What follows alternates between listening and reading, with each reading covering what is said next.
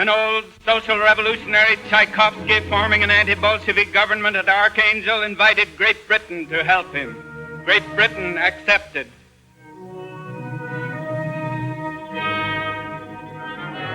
Tchaikovsky also, through our ambassador, Francis, invited the Americans. And they accepted.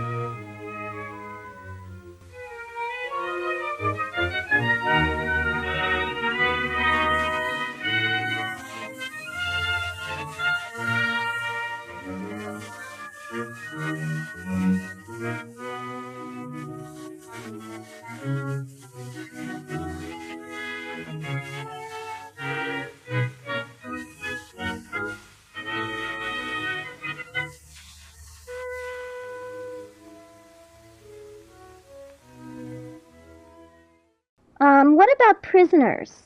How about the Bolshevik prisoners? What kind of treatment did they receive? Terrible. The Russian had a Russian prison right in Archangel there, and they'd take them to that Russian prison. That was a terrible place. We used to get a detail from the Russian prison every day. They cut wood and so on for us and so on. Did you ever guard any Bolshevik prisoners? Yes, plenty. Did you ever talk to That them? was part of our guard duty operation. There were only a few of us guards, but we had quite a young army of prisoners to guard. We had such and such a number of prisoners, and there were only this 2 or 3 of us to guard them. We'd march them down the street to the work or back to the prison with a count of As, dva, tri, четыре. As, dva, tri, четыре. That's the same count in Russian. Well, we just marched them along as long as they marched along. They were pretty hungry, I know. They were just people who'd gotten in trouble one way or another, and were rationed out for doing any ordinary work. And so we had to guard them. You almost got acquainted with some of them. One we used to call by name. So, yes, we were in conversation with, you mean the prisoners themselves? Yeah. Did you ever talk to the Bolsheviks? Not out on the firing line. Well, Some of these guys that were taken prisoner, yeah. Well, as much as an American and a Russian can talk, it wouldn't be too much.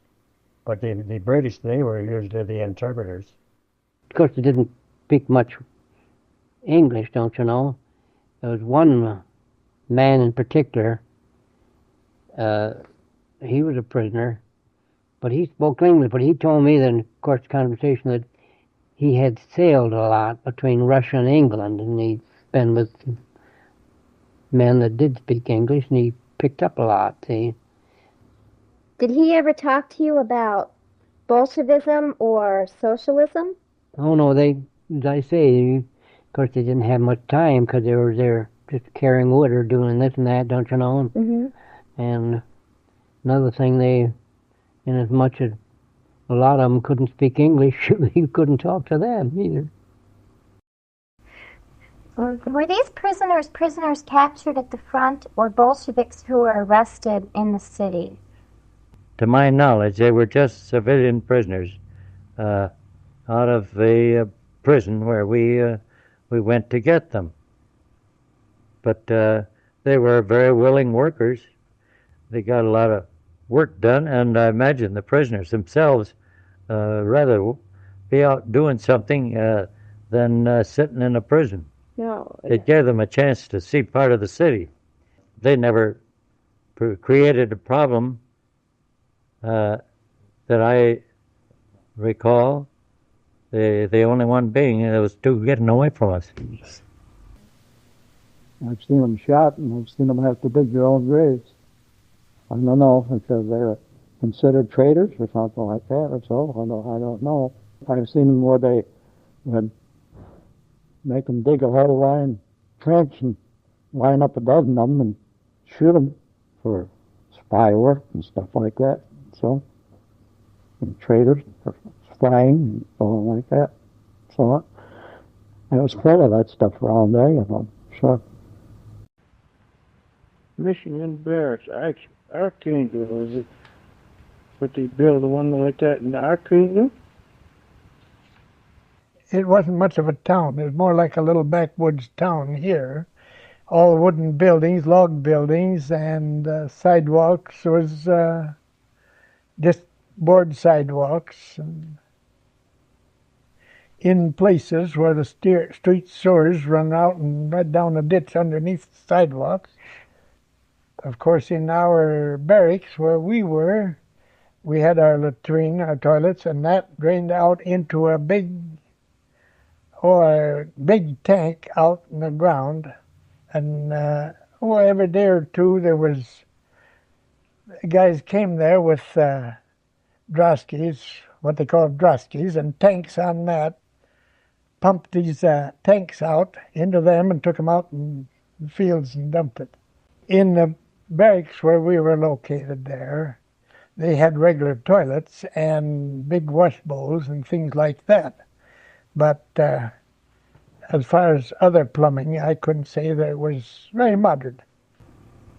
You see, we were doing interior guard duty, being routed out at any time of the day on that 24-hour shift. And but to any kind of so-called action, we had a little affair going on with what they call the White Russians, being trained by the British.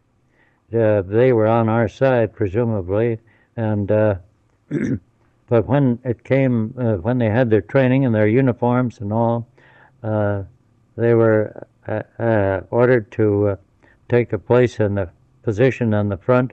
They rebelled. They wouldn't come out of the fairly large white building. I think they called it the White Barracks or something.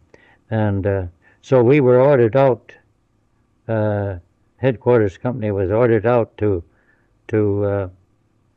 surround the building and fire in on it on occasion, all one afternoon. And so bang it was, mortars and rifle, and pretty soon, after some hour or so of firing, they flew a white flag at the doorway, and that brought on a ceasefire. That was one incident. But long and... Did they go to the front then? After that? After they... I don't know how they settled it. Do you have any idea why they rebelled or anything? Well, yes. I was in communication with a private family. I think this young lady was wanting to learn to speak English. I wanted to learn to speak German. So I just got this impression to the effect that, well, could you blame them? They were being ordered to go to the front to fire on their own relatives. And that was their answer. That was the only angle that I heard from as to the why and what for. Okay. How much did you know about the political situation in Archangel? That time at our age, politics didn't mean nothing. Did you know there had been a revolution there the very night before you landed? That is history to me as well as it is to you. I wouldn't know. Okay. Did you learn anything about it during your stay? About the political situation? Only just what we heard, that's all. Like what? Well, I know our perimeter we was about Archangel, that was under British rule. See, we were under British command, not American command. And all we done is what they told us, only that we knew that the interior Russia was Bolsheviks, we call them. Now they call them communists. But in our territory, well, we had our own neighbors, and we didn't know what was going on, just Americans together. Did the British seem like They had control over Archangel? Well, yes, they did. And most of British, our only experienced British and mostly all armed officers, personnel. We were just the soldiers. We were just privates operating according to instructions. You were given orders from a major or a lieutenant or a captain, right? We took orders from our captain. From your captain. Did you know where those orders were coming down from? No. So you didn't know if they were We from had a America or from England? Colonel or... Stewart was in charge of as the highest American officer. How much did you know about the political situation in the city of Archangel? The city government? Well, I couldn't answer too much about that. No. I suppose some of our officers that stayed there in Archangel found out more about that in conversing with the different political leaders in Archangel and so on. But us fellows in the ranks never got no chance, to talk with any of them fellows there about that. And so no, all we ever knew was what they told us about the situation there and so on. So as far as what the political situation there was, as far as we knew, was that the Reds had overrun the country there and so on, and the people, as a general rule, didn't say anything or went along with them. But what the political leaders there thought about it or so, of course, us fellows that were just soldiers, we didn't know. They didn't tell us anything about the political end of it, I suppose there's some of our head officers up in there, too, found out more about it than what we did, but they never told us anything about it.